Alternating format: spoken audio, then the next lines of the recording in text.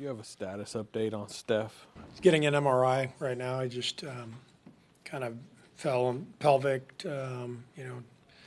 tailbone area. So he was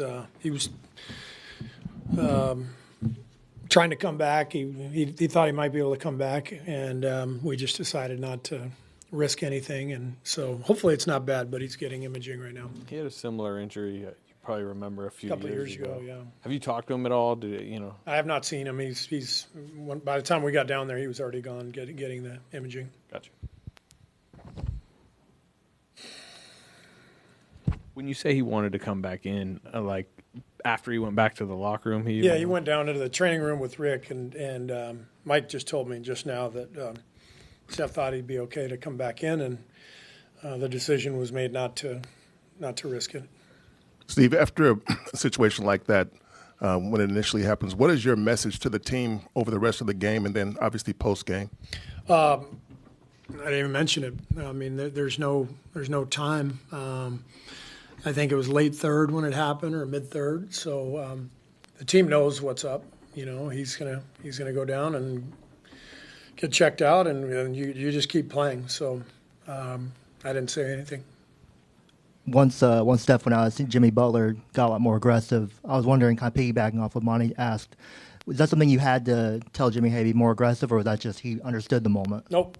He just understands the situation, and he wants the ball, and he asked for it in different areas and attacks, and he did a fantastic job. His shot wasn't going tonight, but he was creating everything for us. Triple-double, obviously. The defensive play of the game with the block shot at the rim.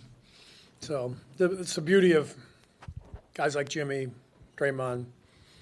They can impact the game at such a high level regardless of what's happening with their offensive games.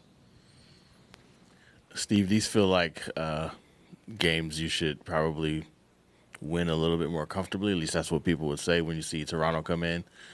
Is there something to be said about a team having a fight for these wins, even though people would think you wouldn't have to fight for them? Yeah, I mean, I know that their record's not great, but they play really good defense. They're over the last 10 games, they're I think 7th in the league in defensive rating. They turn you over. They lead the league in fouls, and so you're going to get fouled all game, and the refs can only call so many of them, and so they have a very aggressive attack mentality, and the personnel to do it. The size inside with Pirtle and Barnes is really impressive, and then they got some guards who can get into you with quickly and Shed, and so Darko does a great job.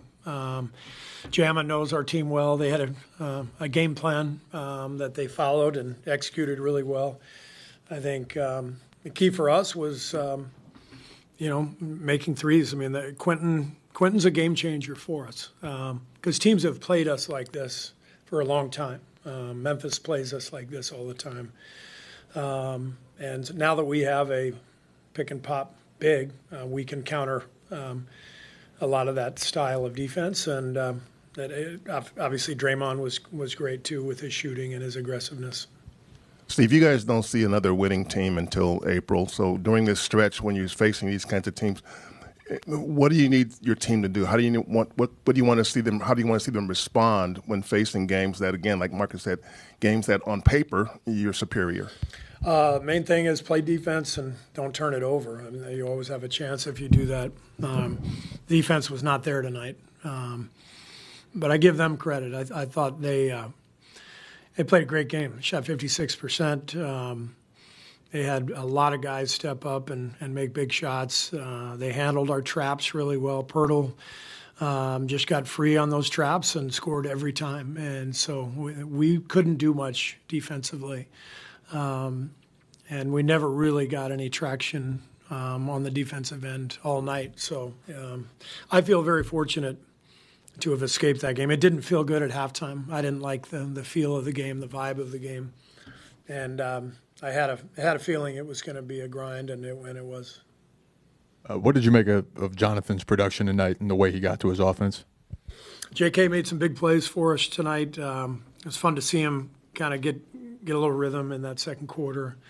And then, he made some big plays for us in the second half as well. So it's good to see him, finding his form. And then to follow on Quentin for a second, there was I think third quarter late, Jimmy's at the free throw line. Quentin's hyping up the crowd. The crowd reacts and responds. Just what do you make of his, in addition to the 3-point shooting, just the moxie, the energy that he plays with? What kind of impact has that had too? It's great. I mean, the thing that I look for in players, smart, tough, competitive. Like if you're those things, obviously you got to have some skill. You have to be able to make an impact in an NBA game. But if you're smart, tough, and competitive, like QP is, then you figure it out and you find ways to thrive, and that's what he's doing here in his rookie year. It's really fun to see. Steve, obviously, Draymond had his 3-ball going early, but it seemed like him and Steph had their chemistry going too, as far as finding ways to use, to their advantage, the top lock, the face guard, and the inverted pick and roll. How have you guys continued to adjust when teams top lock him for 94 feet like that? Yeah, I mean, that's where Steph becomes a screen setter. It distorts the defense when teams play that way. It takes away a help defender. And so you try to run some actions that will expose that. The players have to feel that and see it. But Steph, as a screener, is able to free up other people when teams guard us like that.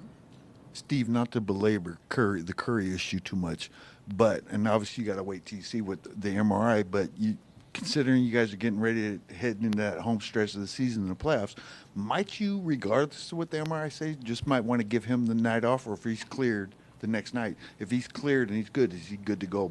That'll just be up to Rick.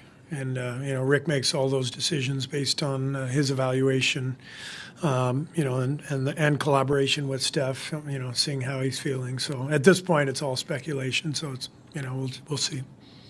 Steve, obviously you guys are a confident team, at least especially since Jimmy Butler's been here. But this coming after Tuesday, when you beat a good team without Steph, when he goes down, does what happened on Tuesday give your team the confidence you need that you can pull it out in the fourth quarter? Yeah, I mean, I didn't stop and think about that Milwaukee game tonight. I just feel like we are very confident now, and Jimmy has a whole lot to do with that. He's a guy who takes over games, and you saw it. I mean, we basically ran everything through him, after Steph went out, and he just kept attacking and creating. And so when you have a guy like that on your team, the whole team feels confident. Thank you.